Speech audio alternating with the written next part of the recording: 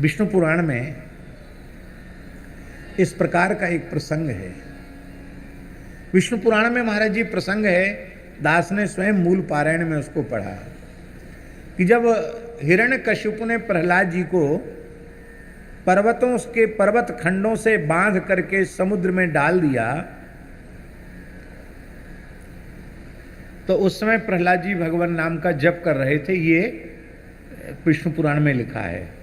तो जप करते करते महाराज जी ऐसा तादात्म्य हुआ प्रहलाद जी को कि उस समय प्रहलाद जी के मुख से कुछ श्लोक निकले हैं, वो मूल ग्रंथ से पढ़ने योग्य है। प्रहलाद जी कह रहे हैं कि मैं ही इस जगत का निमित्त कारण भी हूँ और उपादान कारण भी हूँ। इस सब में मैं हूँ और सब मुझ में समाहित हैं। यह सब कुछ विराट मुझसे ही उत्पन्न होता है, मुझ में ही विलीन होता है।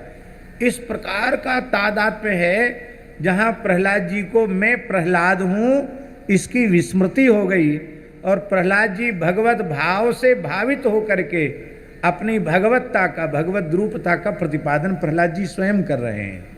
और उस समय भगवान नारायण कहते हैं कि प्रहलाद जी ने जब इस प्रकार का पूर्ण तादात्म्य प्राप्त किया तो पर्वत खंड बिखर गया, नाग बंधन कट गया और श्री प्रहलाद जी उस अगाध जल में डूबे नहीं।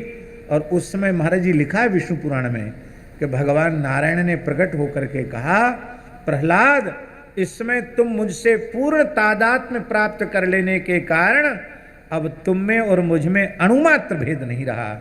जो तुम हो वह मैं हूं और जो मैं हूं वह तुम हो।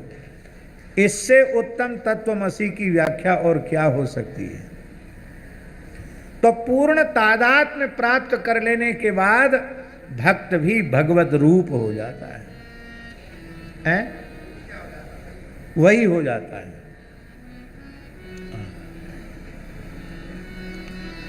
तो जब